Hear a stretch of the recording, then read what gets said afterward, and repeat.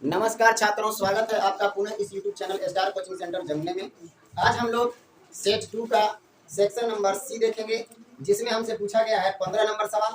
और इसमें कहता है कि सिद्ध करें कि त्रिभुज की एक भुजा के मध्य बिंदु से दूसरी भुजा के समानांतर खींची गई रेखा तीसरी भुजा को समद्विभाजित करती है, मतलब तीसरी भुजा को बराबर बराबर दूरी पर काटती है। तो सबसे पहले जो कहा उसके बारे में हम लोग समझते हैं। यहाँ पे ये बोला गया कि कोई त्रिभुज होगा, दिखाई दे रहा है यहाँ। मान लीजिए ये कोई त्रिभुज है, इसमें अगर इस त्रिभुज का नाम ए बी और सी हो, तो ए बी के मध्य बिंदु यदि हम लें तो इसका नाम हम क्या दे सकते हैं, बी। और ये जो मध्य बिंदु है उससे एक रेखा खींचना है, किसके समानांतर, दूसरी भुजा के समानांतर, यानी बीसी के समानांतर हम एक रेखा खींचेंगे। तो मान लीजिए यहाँ से हम एक रेखा खींच दिए यहाँ तक, ठीक है। अब ये कहा कि यदि डी से होकर के या मध्य बिंदु डी से बीसी के समानांतर एक रेखा खींची जाए, तो वो एसी को कहाँ काट रही है, ई पर काट रही है ना। अब यहाँ पे हमको सीधे ये करना है कि ये जो ई काट रही है, ई बिंदु पर ये एक डीई जो रेखा बना वो एसी को कहाँ काट रही है, ई पर। तो अगर ई पर काटती है तो ये वाला जो भुजा को काट रही है वो बराबर बराबर दूरी पर काट रही होगी, मतलब ए ई बराबर इसी हमको सिद्ध करना है। क्लियर है यहाँ तक। तो सबसे पहले जो दिया गया है उसको हम लोग लिख लेते हैं, गिवन के तौर पर लिखेंगे। गिवन में क्या दिया हुआ है,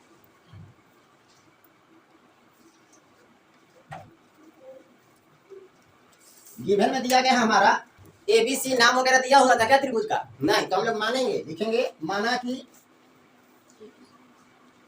माना कि एबीसी एक क्या है, त्रिभुज है, जिसमें भुजा किसके, एबी, जिसमें भुजा एबी का मध्य बिंदु क्या है, डी है। और बिंदु डी से किसके समानांतर, बीसी के समांतर एक रेखा डीई, दिखाई दे रहा है ना, खींची गई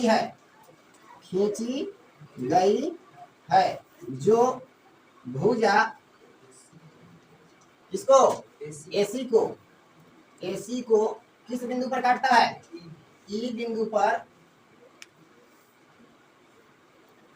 पर काटता है। कोई दिक्कत। अब एक बात बताइए, यहाँ तक तो काट दिया, इतना ही हमको बोला था। हमको सिद्ध क्या करना है, ए ई बराबर ईसी। अब ए ई बराबर ईसी सिद्ध करने के लिए हमको क्या करना पड़ेगा, कंस्ट्रक्शन करना पड़ेगा। इसमें कुछ अपना मन से काम करना पड़ेगा, यदि हम वो नहीं करेंगे तो इसको सिद्ध करना संभव नहीं है। तो सबसे पहले हम लोग अब एक कंस्ट्रक्शन करेंगे, लिखेंगे कंस्ट्रक्शन के अंतर्गत। ध्यान दीजिएगा कि जो बीडी आप देख रहे हैं ना, या फिर ए बी बोल सकते हैं, तो बीडी या बी ए के समानांतर सी से आगे की ओर एक रेखा खींचना है, ठीक है। तो हम लोग अपना मन से सी से आगे ई तक तो हो गया है ना, सी एफ एक रेखा खींचेंगे, ठीक है। तो किसके समानांतर, बीबी या फिर ए बी के समानांतर। लिख लेंगे यहाँ ए बी के समांतर सी एफ एक रेखा खींचा, सॉरी खींचा लिखा रहा है, खींचा। क्लियर है।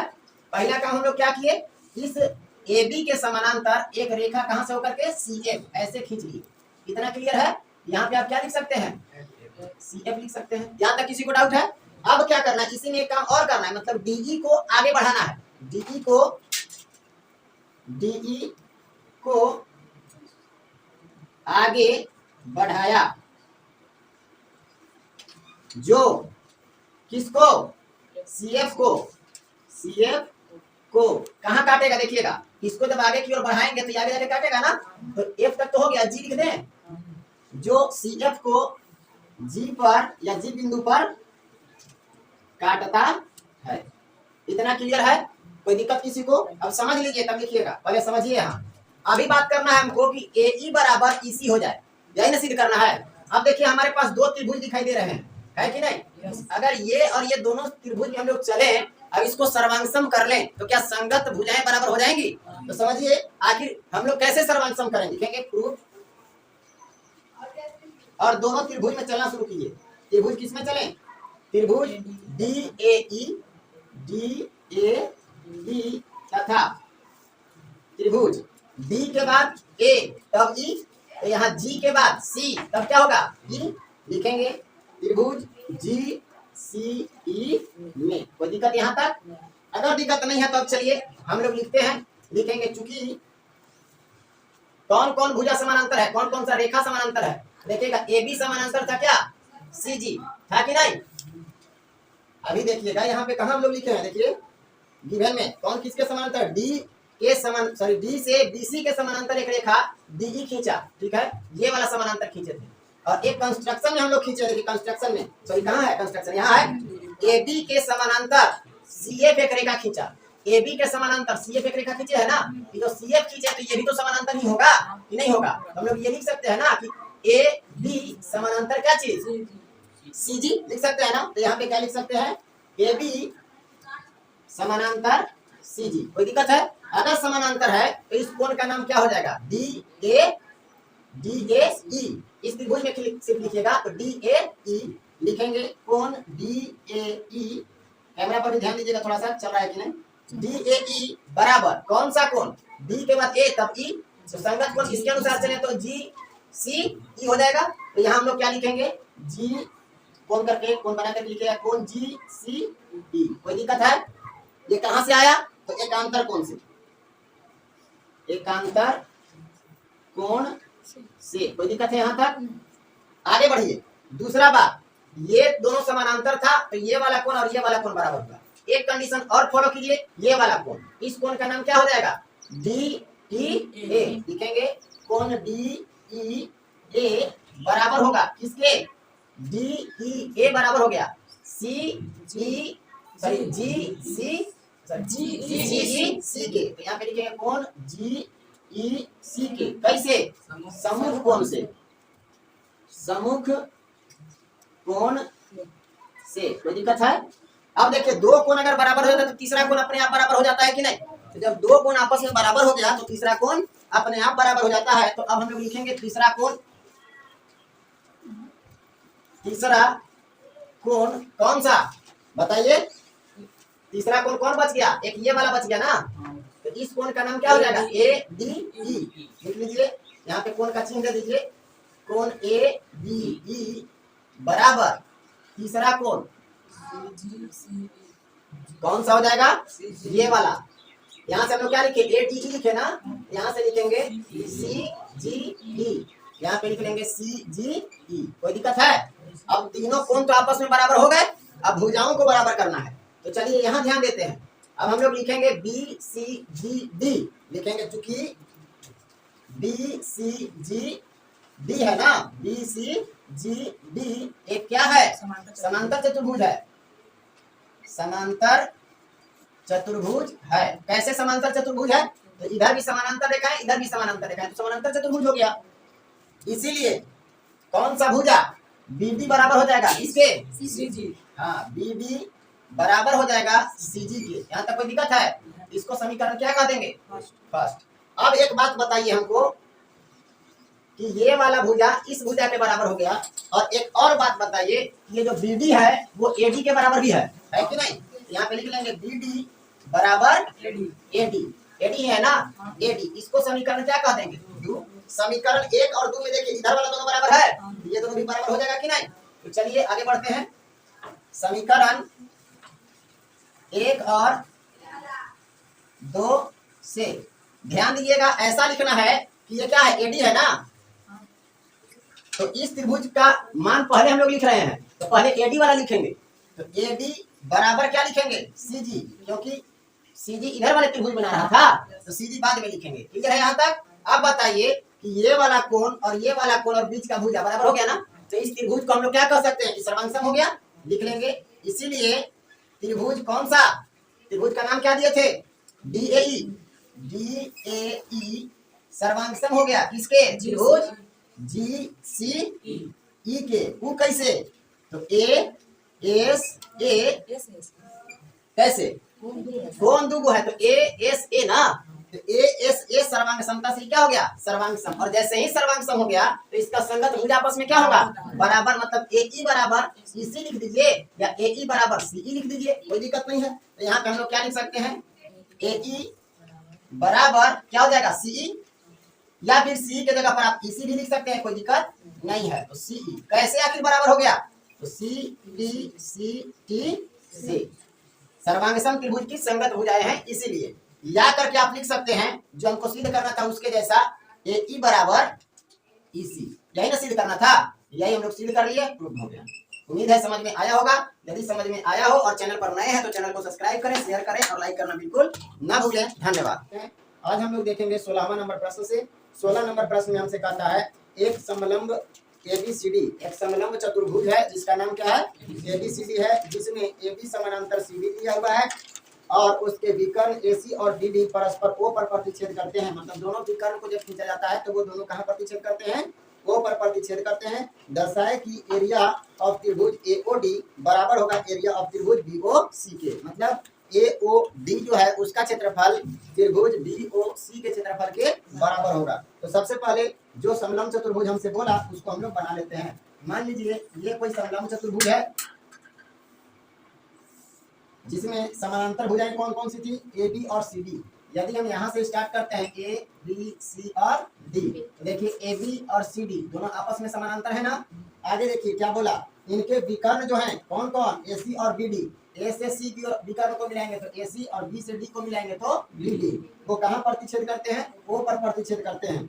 इसके बाद हमको सिद्ध क्या करना है? हमको सिद्ध करना है त्रिभुज AOD।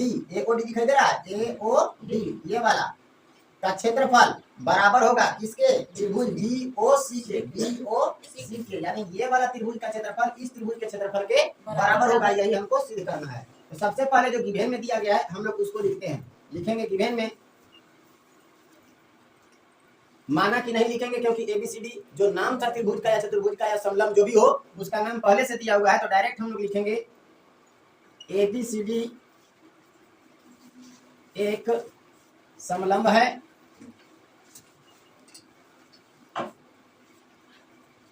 जिसके विकर्ण या जिसमें कौन कौन भुजा समानांतर है? AB समानांतर CD तथा विकर्ण AC एवं BD O पर प्रतिच्छेद करते हैं। O पर प्रतिच्छेद करते हैं।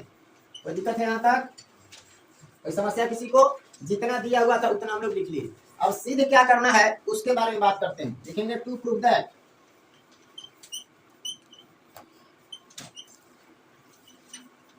सिद्ध क्या करना है हमको? एरिया ऑफ त्रिभुज AOD बराबर होगा एरिया ऑफ त्रिभुज किसके? BOC के। क्लियर है? यही हमको सिद्ध करना है। अब आगे बढ़ते हैं। इसके बाद तो हम लोग चलेंगे प्रूफ में। ध्यान दीजिएगा यहाँ एक बात, अभी हम लोग इसी सेट में या इसी मॉडल पेपर में ही हम लोग देख चुके हैं और सिद्ध भी किए हैं कि यदि किसी दो समानांतर रेखाओं और एक ही आधार के द्वारा दो त्रिभुज बने हुए हों तो वो दोनों त्रिभुज का क्षेत्रफल आपस में बराबर होता है। ऐसा हम लोग देखे हैं या ऐसे हम लोग सीखे कि समान आधार और समान समानांतर रेखाओं के बीच बने त्रिभुज का क्षेत्रफल आपस में क्या होता है? बराबर। तो यहाँ पे थोड़ा सा गौर करें आप, ये इसको आप समझ लीजिए कि ये आधार है, समान आधार, ठीक है। और इसी के द्वारा इसके समानांतर है ना CD, AB के समानांतर CD है और इसी समान आधार से दो त्रिभुज बन रहे हैं। देखिएगा एक त्रिभुज ये बन रहा है कि नहीं, और इसी आधार के द्वारा एक त्रिभुज ये बन रहा है। तो क्या ये दोनों का क्षेत्रफल बराबर होगा?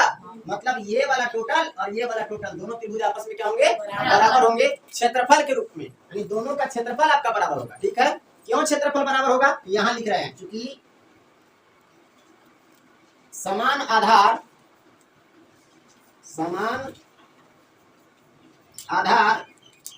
एवं समान समांतर रेखाओं के बीच रेखाओं के बीच बने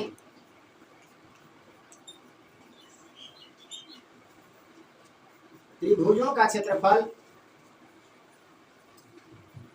आपस में क्या होता है? बराबर होता है। ये नियम है ना, और इसको हम लोग सिद्ध भी करके देख लिए हैं। जैसे ही हमको ये पता चला कि ये बराबर होते हैं तो ये दोनों त्रिभुज हमारे क्या होंगे? क्षेत्रफल के रूप में बराबर होंगे। तो हम लोग इसीलिए करके लिख सकते हैं, इसीलिए एरिया ऑफ त्रिभुज कौन सा? A B D. कोई दिक्कत है?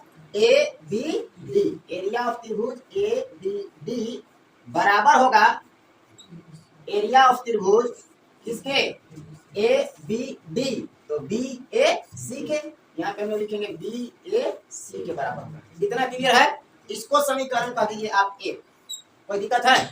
अब समझिएगा, यहाँ समीकरण एक के दोनों तरफ हम क्या करें? इसको घटा दें। ये जो त्रिभुज आप देख रहे हैं ना, ए ओ बी को घटा दें, ठीक है? इसमें से भी हम इसको घटा करके निकाल दें और इसमें से भी इसको घटा करके निकाल दें। फिर से समझिएगा, अगर इस त्रिभुज और इस त्रिभुज का क्षेत्रफल बराबर है, दोनों का बराबर है कि नहीं?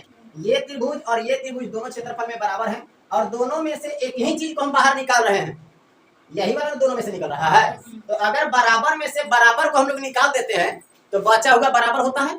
जैसे अगर ऐसा बोला जाए, मान लीजिए 4 है और 4 है, ये दोनों बराबर है।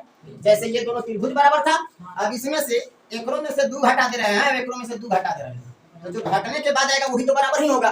सेम चीज यहाँ, जैसे ये वाला बराबर था, इसका क्षेत्रफल इसके क्षेत्रफल के बराबर था, तो इसमें से हम लोग इसमें से भी इसी को निकाल रहे हैं, इसमें से भी इसी को निकाल रहे हैं, तो आखिर बराबर ना दोनों में है। तो इसको निकाल देंगे तो ये वाला बराबर हो जाएगा कि नहीं हो जाएगा? तो चलिए यहाँ पे हम लोग देखते हैं, लिखेंगे आगे। दोनों तरफ से ऐसे लिख सकते हैं समीकरण एक में, समीकरण एक में दोनों तरफ से एरिया ऑफ त्रिभुज किसका? ए ओ डी को घटाने पर। कोई दिक्कत है? अब हम लोग घटाना शुरू करते हैं। ध्यान दीजिएगा, इधर यहाँ क्या दिया हुआ था, दिखाई दे रहा है ना? एरिया ऑफ त्रिभुज कौन सा था? A B D. तो लिखेंगे ए बी डी। घटाना क्या है हमको? एरिया ऑफ त्रिभुज ए, त्रिभुज का चिन्ह देंगे ए ओ डी। फिर से बराबर का चिन्ह देना होगा ना, बराबर था। फिर एरिया ऑफ त्रिभुज कौन सा? बी ए सी। त्रिभुज बी ए सी में से घटाना है किसको? एरिया ऑफ त्रिभुज ए ओ बी, वही वाला ए ओ डी। कोई दिक्कत है? अब बताइए, जब हम एरिया ऑफ त्रिभुज ए बी डी में से एरिया ऑफ त्रिभुज ए ओ बी को घटा देंगे तो हमारे पास क्या मिलेगा? यही वाला मिलेगा ना, त्रिभुज ए ओ डी। ए ओ डी नहीं, एरिया ऑफ त्रिभुज ए ओ डी, मतलब इसका क्षेत्रफल हमको मिलेगा, ठीक है?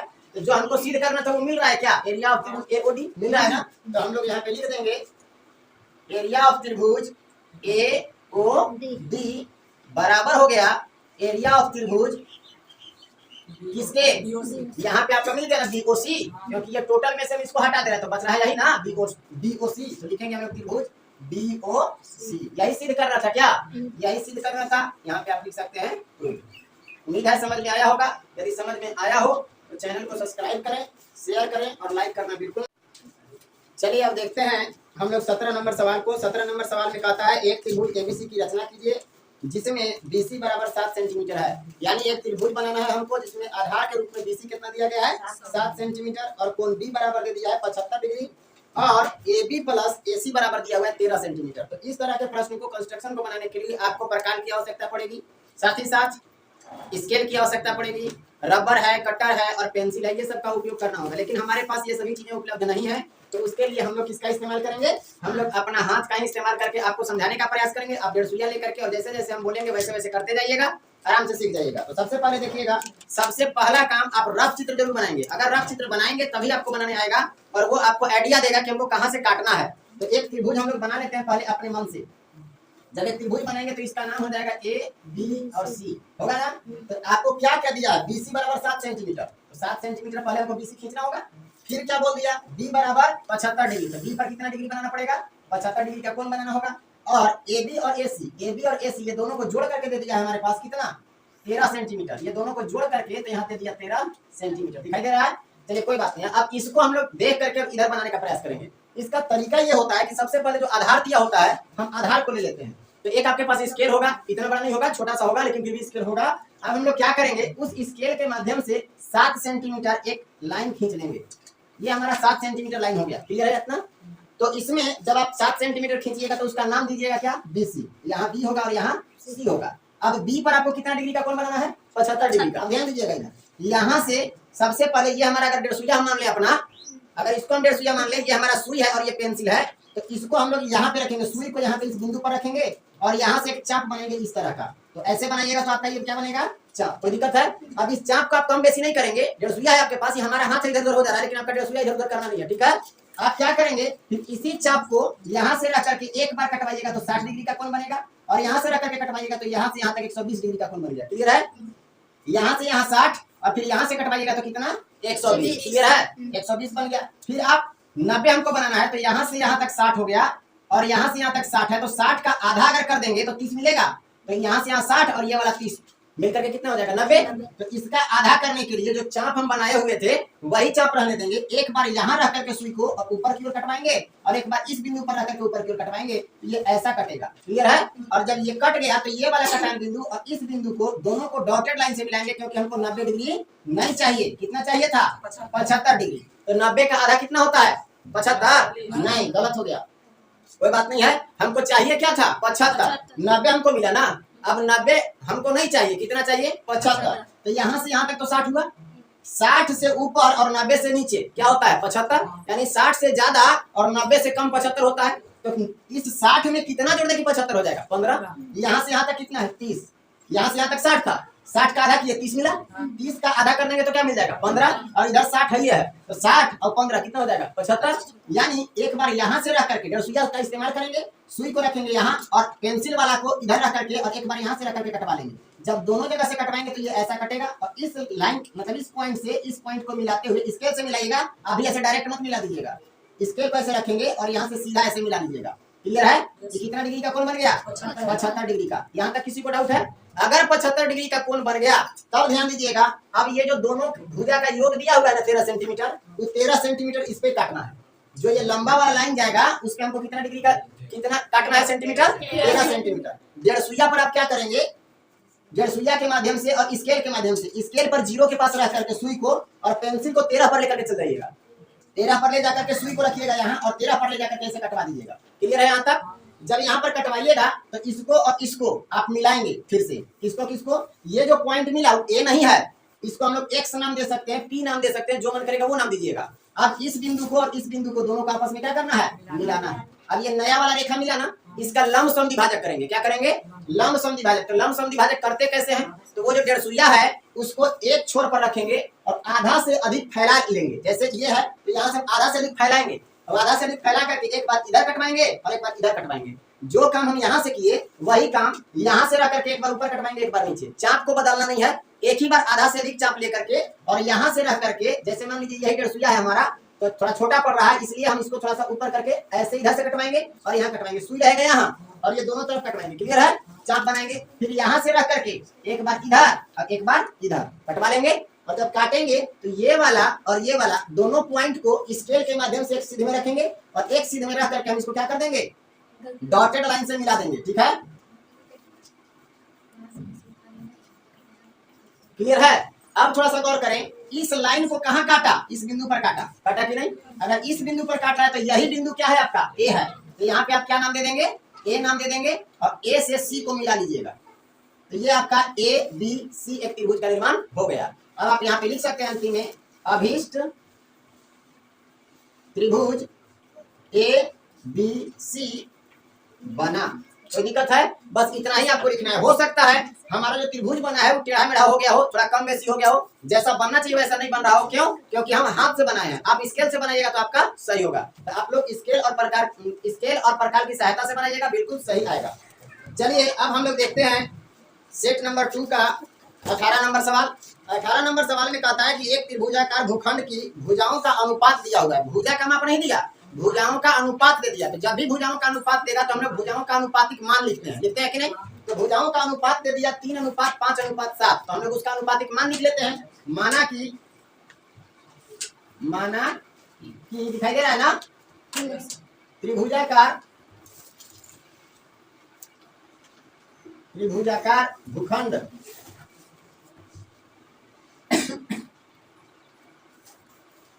भूखंड का दिखाई दे रहा है अनुपातिक माप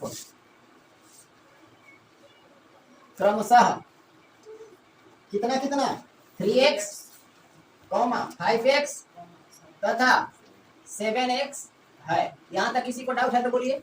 और कुछ कहा है इसमें, उसका परिमाप 300 मीटर है। परिमाप कितना है? 300 मीटर। तो हम लोग लिखेंगे चूंकि भूखंड का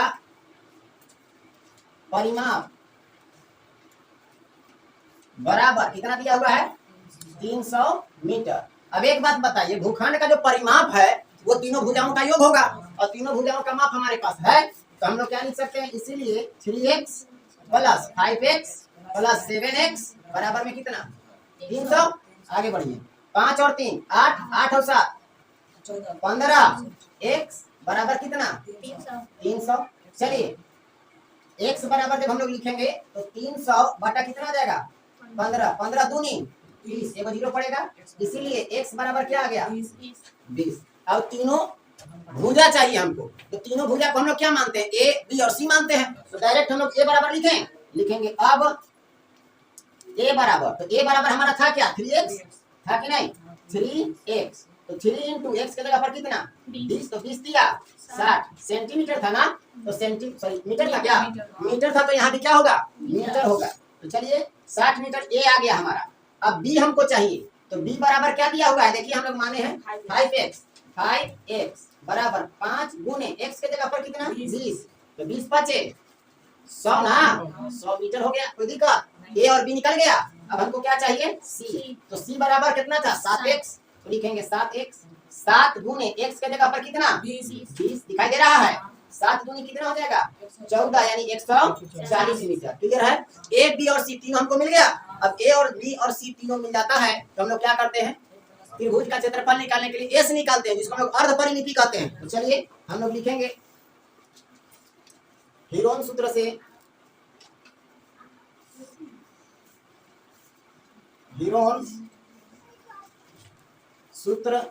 से सबसे पहले क्या बनाना होगा? हमको s निकालना होगा। तो s बराबर सूत्र क्या होता है? a plus b plus c by 2। बताइए a का वैल्यू कितना है? 60। b का वैल्यू कितना है? 100। c का वैल्यू कितना है? 140। और बट्टा क्या करना है?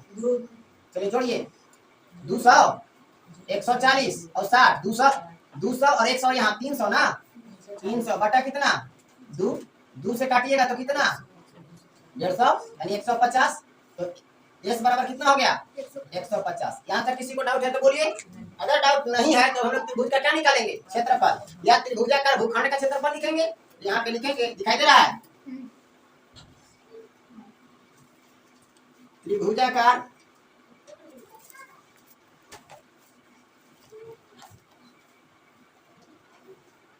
भूखंड का क्षेत्रफल बराबर सूत्र क्या होता है? s into S minus A into S minus B into S minus होता है ना। अब चलिए इसी में वैल्यू पुट कीजिए। तो अंडर रूट एस का मतलब कितना? 150। अब 150 में से कितना घटाना है? a 60 ना, इंटू फिर से 150 में से, यानी एस में से कितना घटाना है? b, तो b कितना था? 100। फिर आगे बढ़िए, फिर से 150 में से ही घटाना है, कितना? 140। यहाँ तक किसी को दिक्कत? चलिए अब अंडर रूट 150 ना, 150 गुना, बताइए 150 में से 60 खर्च करेंगे तो बचेगा कितना? 90।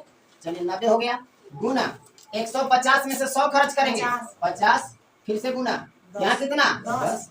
एक बात आप लोग बता दीजिए हमको, तो क्या करना होगा? 50 को तोड़ने, चलिए 150 को तोड़ने के लिए हमको क्या करना पड़ेगा? ऐसे लोग तोड़िए, 3 5 15 और 15 10 150, एगो 10 हो गया और 2 गो, एगो 3 और एगो 5। इतना क्लियर है? आगे चलिए, 90 है ना, तो 3 गुने 3 9 हो गया और 9 में 10 से गुना करेंगे तो 9 कहाँ? क्लियर है? अब चलिए 50 के पास, तो 5 गुने 10 50 हो जाएगा ना, फिर गुना में कितना? 10। नहीं समझ में आया? फिर से समझिए, यहाँ ज्यादा बड़ा करने का जरूरत नहीं है। अब इसको भी तोड़ सकते थे 2 गुने 5 के रूप में, लेकिन हम 10 को देख रहे हैं कि 4 हमारे पास 10 आ जाएगा। 1 2 3 4, 4 के बाद 2 को बाहर निकालेंगे। चलिए यहाँ देखिएगा, यहाँ 150 था तो 3 5 15 और 15 दहा 150, फिर ये 90 का तोड़ना था, 3 3 9 और 9 दहा 90। 50 का 5 गुने 10 कर सकते हैं और 10 अकेला था ही। अब चलिए बताइए 3 कै गो है इसमें? 3 2 गो है कि 3 गो? 3 गो है, तो 2 गो के बदला एगो तो निकल जाएगा, फिर एगो रह जा रहा है हमारा अंदर में, रह रहा है ना। फिर आगे बढ़िए, 5 कै गो है? 1 और 1 2 ठो है ना, तो इसमें से 1 बाहर निकल जाएगा। 10 कै गो है? 4 गो, इसमें से कै गो 10 निकलेगा? 2 गो निकल गया। अब अंदर में क्या बच गया? 1 ठो केवल 3 बचा है, बचा है ना। अब क्या करें? गुना कर दीजिए, 3 बचे 15 और कै गो 0? 10 से गुना करना था 2 बार, तो कितना? 1500 और रूट में क्या आ जाएगा? 3। यही मीटर स्क्वायर में हमारा क्या आ गया? आंसर। क्लियर है? यही है त्रिभुजाकार भूखंड का क्षेत्रफल, जो आपको उम्मीद है समझ में आया होगा। यदि समझ में आया हो तो अपने दोस्तों के पास शेयर करें और उनको भी समझने का मौका दें। यदि आप इस चैनल पर नए हैं तो चैनल को सब्सक्राइब करें। अब इसके बाद जो सवाल है 19 नंबर सवाल, उसमें हमसे बोलता है कि निम्नलिखित आंकड़ों से एक वर्गीकृत बारंबारता बटन सारणी बनाएं जिसका वर्ग अंतराल 0 से 5 और 5 से 10 आदि हो। वर्ग अंतराल कितना लेना है? 0 से 5 और 5 से 10, 10 से 15, 15 से 20, 20 से 25, 25 से 30, इस तरह से। ठीक है, मतलब इसके बीच जो माप होगा वो 5 का होगा। क्लियर है यहाँ तक? तो सबसे पहले हम लोग आंकड़ा लिख लेते हैं कि आंकड़ा है कौन कौन। तो देखिएगा यहाँ पे जो आंकड़े दिए गए हैं वो आंकड़े हैं, दिखाई दे रहा है आप लोग को? आंकड़ों में क्या क्या है? 0 6 2 3 5 12 5 8, इसके बाद 4 8 और दे दिया 10 3 4 12, 10 3 4 12, दिखाई दे रहा है ना। 12 के बाद 2, इसके बाद 8, फिर आगे बढ़िए, फिर दे दिया 15, 15 के बाद 1 है, 1 के बाद दे दिया 17 6 3 2, 17 6 3 2 और दे दिया 8 5 9 6, 8 5 9 6 और क्या दे दिया है? 8 7 14 और 12। क्लियर है? अब इसका हमको क्या निकालना है? बारंबारता बटन सारणी। तो चलिए हम लोग लिखते हैं बारंबारता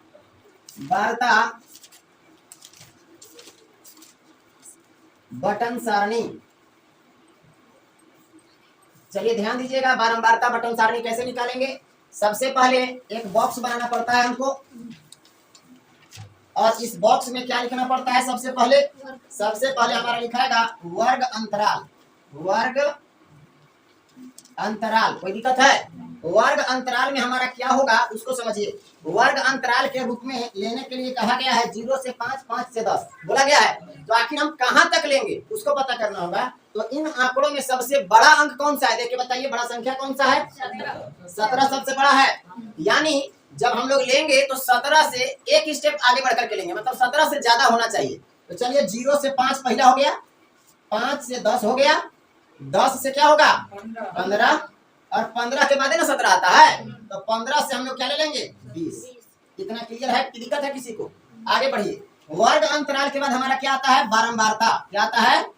बारंबारता। चलिए बारंबारता में क्या लिखा जाता है? तो बारंबारता में 0 से लेके 5 तक जितनी संख्याएं होंगी उसको गिन करके लिखा जाता है कि कितनी संख्याएं हैं। तो चलिए शुरू करते हैं 0 से लेकर के 5 तक, लेकिन 5 नहीं होना चाहिए, ठीक है? 4 तक ही हमको लेना है। तो 0 से लेकर 4 तक क्या है? 1 2 3 4 5 6 7 7 7 8 9 10 गो है। चलिए यहाँ पे हम कितना निकलेंगे? 10। अब 5 से लेकर के 10 तक, मतलब 5 से 9 तक 10 नहीं लेना है, 5 भी होना चाहिए। तो ध्यान दीजिएगा, 1 2 3 4 5 5 6 7 8 9 10 11 12 13 बस ना। तो ये हो गया 13। किसी को समस्या हो रहा है? सबको ध्यान देंगे यहाँ। 15 से 20 सॉरी 10 से 15 तो 10 होना चाहिए, लेकिन 15 नहीं होना चाहिए, 14 तक ही होना चाहिए। तो 10 से 14 ढूंढिए। 10 के बाद 1 2 3 4 5 5 5 6 सॉरी 5 ही ना, 5 भर केवल ना। तो चलिए 5 हो गया। आगे चलिए 15 से 20 चाहिए हमको। तो 15 से 20 में एक 15 हो गया यहाँ, 1 2 2 ही है, तो हम लोग यहाँ पे क्या लिख लेंगे 2। इसके बाद यहाँ क्या आता है, वर्ग चिन्ह। क्या आता है, मिलान चिन्ह, सॉरी मिलान चिन्ह आता है। तो यहाँ पे हम लोग क्या लिखेंगे, मिलान चिन्ह। अब ध्यान दीजिएगा मिलान चिन्ह कैसे लिखते हैं। 10 है ना, अगर 1 रहता तो 1 लाइन खींचते, 2 रहता तो 2 लाइन खींचते, 3 रहता तो 3 लाइन खींचते, 4 रहता तो 4 लाइन, और 5 रहेगा तो तिरछा काट दिया जाता है। तो ये जो तिरछा वाला लाइन है वो भी एक संख्या काउंट करता है। तो 5 ये हो गया, 5 और बनाना है क्योंकि 10 है ना। 1 2 3 4 5 10 हो गया। आगे बढ़िए अभी 13 के लिए। तो 1 2 3 4 5 6 7 8 9 10 11 12 13। कोई दिक्कत है किसी को। अब चलिए 5 हमको चाहिए, तो 1 2 3 4 और 1 5। फिर चलिए 2 चाहिए तो केवल 2 लाइन खींच लीजिए। समझ में आया। यही आपका बारंबारता बटन सारणी बनकर तैयार है। उम्मीद है समझ में आया हो।